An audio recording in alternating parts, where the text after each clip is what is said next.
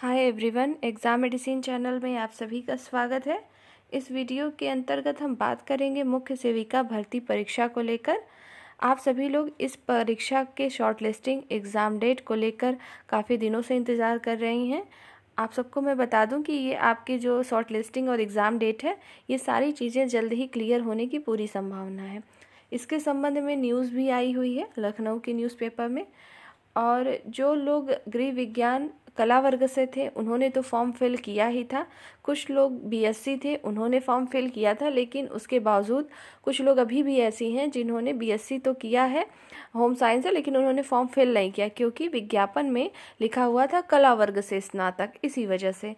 तो उसको लेकर इसके पहले भी कुछ चर्चाएं हुई हैं, पेपर में भी आया हुआ था। उसी के संबंध में कुछ चीज़ें आज और भी आई हुई हैं जिसको मैं आपको दिखा रही हूँ। और इसको देखने से आप लोगों के एक डाउट और क्लियर होंगे कि कुछ कैंडिडेट ऐसे ही हैं जिन्होंने सिर्फ 3 वर्ष में सिर्फ एक ही साल वो सब्जेक्ट पढ़ा हुआ है और 2 ईयर जो है उनका वो सब्जेक्ट नहीं था। तो वो इस कन्फ्यूज़न में भी थे कि क्या वो मतलब एलिजिबल है या नहीं, या किसी ने 2 साल कंटिन्यू पढ़ा है और फिर 1 साल फाइनल ईयर में आपका नहीं था, तो क्या आप एलिजिबल हैं या नहीं। उसके भी संबंध में आप इस न्यूज़ को जब देखेंगे तो वो भी डाउट आपके क्लियर होंगे। मैंने आप सबको ये चीज़ पहले भी बताई थी, अगर आप 3 वर्ष में से 2 साल भी अगर आपने पढ़ाई करी है उस सब्जेक्ट से तो आप एलिजिबल भी होंगे और डॉक्यूमेंट वेरिफिकेशन में आप बाहर नहीं होंगे। आइए हम जानते हैं पूरे न्यूज़ को। देखिए, बाल विकास सेवा एवं पुष्टाहार के अधीन मुख्य सेविका के 2693 पदों पर होने वाली भर्ती के लिए गृह विज्ञान से बीएससी वालों को भी मान्य करने की तैयारी है। ठीक है, आपको न्यूज़ में भी और हर जगह से आपको सुनने को मिल रहा है कि फिर से फॉर्म के लिए रीओपन होगा 10 दिनों के लिए। वो मात्र इसलिए होगा जो कि बीएससी से होम साइंस हैं छात्राएं, वो लोग इसमें फॉर्म को फिल कर सकें। आइए आगे देखते हैं। इसके भर्ती नियमावली में संशोधन करते हुए इसका स्पष्ट प्रावधान किया जाएगा। उत्तर प्रदेश अधीनस्थ सेवा चयन आयोग ने इस संबंध में स्थिति साफ करने के लिए पत्र भेज दिया है। उत्तर प्रदेश अधीनस्थ सेवा चयन आयोग ने 3 अगस्त 2022 को मुख्य सेविका के जो है 2693 पदों पर भर्ती के लिए जो है आवेदन मांगा था। उत्तर प्रदेश बाल विकास सेवा एवं पुष्टाहार जो कि अधीनस्थ सेवा चयन आयोग के तहत आती है, सेवा नियमावली 1992 में दी गई व्यवस्था के अनुसार किसी विश्वविद्यालय से एक विषय के रूप में समाजशास्त्र और समाज कार्य, गृह विज्ञान या पोषण या बाल विकास के साथ कला में स्नातक उपाधि या सरकार द्वारा उसके समकक्ष मान्यता प्राप्त कोई उपाधि रखता हो। इस नियमावली में कला में स्नातक शब्द लिखा हुआ है। गृह विज्ञान के साथ बीएससी करने वाली महिलाओं व युवतियों ने भी आवेदन कर रखा है। ऐसे आवेदक जो है संशय में हैं। जो जिन लोगों ने अपना फॉर्म फिल कर लिया है वो भी संशय में थे कि क्या वो एलिजिबल है या नहीं है। तो आप देख सकते हैं कि ये संशय दूर होगा आपका और आप लोग भी फॉर्म भर सकेंगे। अभी पोर्टल जरूर से रीओपन होने की पूरी संभावना है।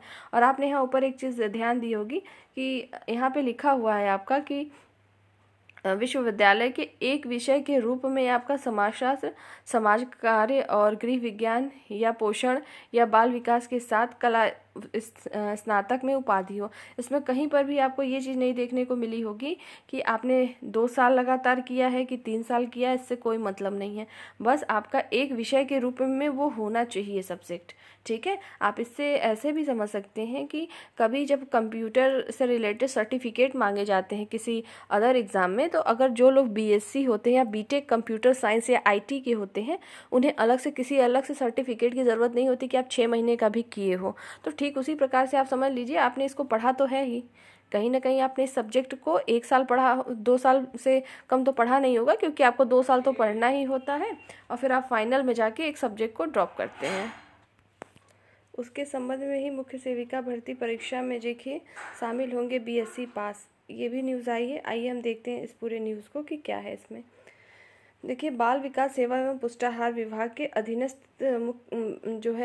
जो है मुख्य सेविका के आप 2693 पदों पर होने वाली भर्ती में गृह विज्ञान से बीएससी वालों की मान्यता देने की तैयारी है। इसके नियमावली में संशोधन करते हुए स्पष्ट प्रावधान किया जाएगा। उत्तर प्रदेश अधीनस्थ सेवा चयन आयोग ने इस संबंध में साफ करने के लिए पत्र भेज दिए हैं। ठीक है, ये रहा पूरा न्यूज़। जो भी मैंने आपको बताया है वही सारी न्यूज़ है, ये डिटेल में आप देख सकते हैं। भर्ती के लिए आप ये देखिए, भर्ती के लिए गृह विज्ञान में बीएससी करने वालों ने आवेदन किया है। नियमावली में कला स्नातक में परीक्षा के लिए अर्ह माना गया। ठीक है, तो कला स्नातक के लिए अर्ह माना गया, ये विज्ञापन में लिखा हुआ है। ये पूरी न्यूज़ की कटिंग है, ये आपको मैं दिखा दे रही हूँ। ठीक, अभी जो मैंने आपको बताया ये पूरी वही चीज़ है। तो ये आज के पेपर में आया हुआ है। और जो है इससे रिलेटेड ये भी आप देख सकते हैं कि जो यहाँ पे देखिए, नियमावली में कला में स्नातक शब्द लिखा हुआ था। गृह विज्ञान के साथ बीएससी करने वाली महिलाओं व युवतियों ने आवेदन कर रखा है। तो जिन्होंने भी कर रखा है सब कुछ, और उनको परेशान होने की ज़रूरत नहीं है। जिन लोगों ने नहीं किया उनको भी मौका मिलेगा। ठीक है, तो आप सभी लोगों के लिए यही न्यूज़ था। उम्मीद है आपको सारी चीज़ें समझ में आ गई होंगी। और लेकिन फिर भी मान के चलिए, कितना भी ये जल्दी करेंगे, आपका एग्ज़ाम अप्रैल मई से पहले तो नहीं होने वाला है, उसके बाद ही होगा, उसके पहले नहीं हो सकता। क्योंकि आप देख रहे हैं फरवरी वैसे भी मिड में आप आ ही चुके हैं, तो संभावना कम है आपके अप्रैल मई से पहले एग्ज़ाम नहीं होंगे। ठीक, शॉर्ट लिस्टिंग आ जाएगी, सब कुछ हो जाएगा, लेकिन एग्ज़ाम तो उतने ही नहीं होंगे। क्योंकि अगर फॉर्म रीओपन होगा तो लगभग आपको देखेंगे कि आप लोग 10 दिन का के लिए अगर ओपन होता है तो ये आपका समय जाएगा। फिर उसके बाद शॉर्ट लिस्टिंग की तैयारी होगी, फिर कहीं जाके 20-25 दिन के बाद शॉर्ट लिस्टिंग आएगी।